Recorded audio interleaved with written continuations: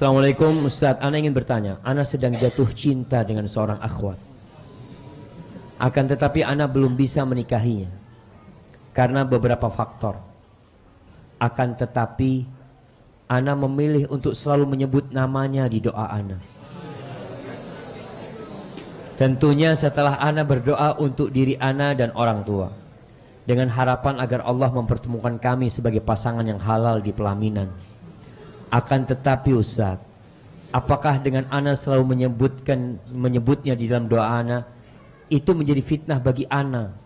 Karena jadi selalu mengingat dirinya Ustaz. Takut akan hal tersebut dapat mengganggu studi ana Ustaz. Mohon nasihatnya Ustaz bagi hamba yang sedang kasmaran ini. Kita ini kalau kajian buat mahasiswa ya, buat anak-anak muda ini, memang babnya nggak jauh dari bab itu. Tapi ya kita memaklumi. Karena masa muda ini masa ujian yang berat. Sehingga nanti akan ada pertanyaan khusus tentang masa mudamu. Kau gunakan untuk apa?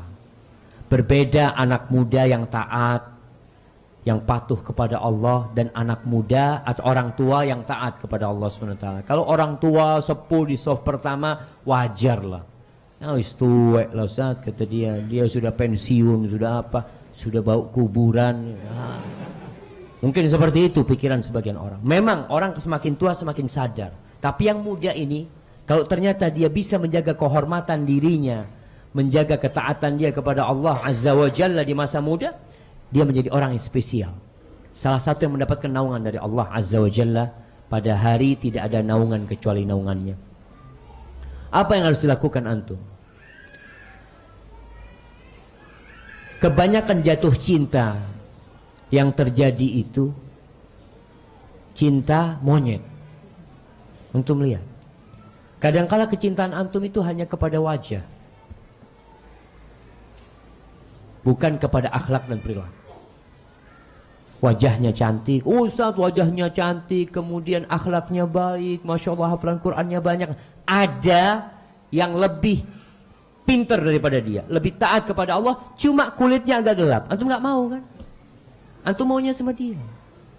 Maka nasihat ana, kalau antum belum siap untuk menikah, agar antum tidak kepikiran dengan perempuan tersebut, antum cukup berdoa memohon kepada Allah yang terbaik buat antum. Ya Allah, kalau perempuan itu baik buat ana, kalau perempuan itu baik buat ana, buat kehidupan ana di dunia, buat urusan agama ana yang sekarang dan yang akan datang, takdirkan dia jadi milikku ya Allah. Tapi kalau enggak, palingkan dia. Selesai sudah antum istikharah, minta sama Allah Subhanahu wa taala yang terbaik.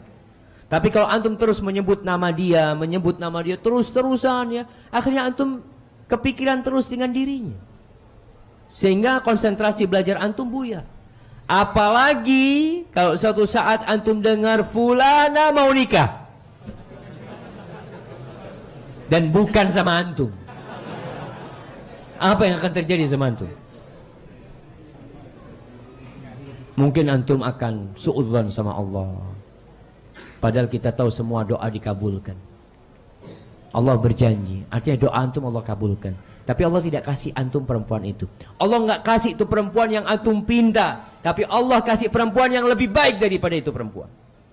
Tapi karena antum punya nafsu, kadangkala dikasih yang lebih baik, antum tetap memandang itu wanita. Bahkan dalam hati mengatakan, aku akan tunggu jandanya. Masya Allah, nunggu dia. Nggak jemaah.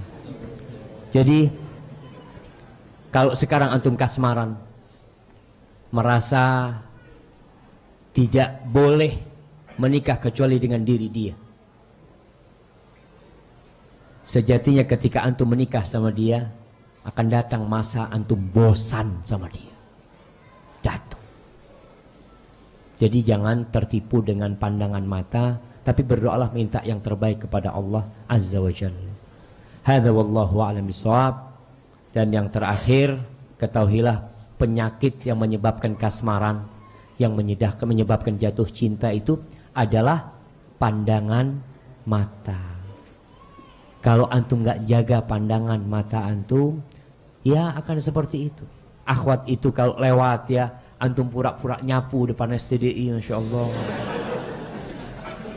Kadangkala pura-pura membantu satpam, ya anak jagain. Pak Satpam silahkan pergi kemana, anak jagain.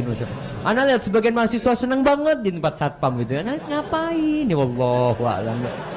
Mungkin ada, wallahu a'lam, anak nggak suudzon ya. Suudzon. Mungkin dia mau bantu STDI, bukan mau. Tapi kadangkala orang itu akan melakukan tindakan yang seharusnya dia malu jemaah, tapi nggak malu.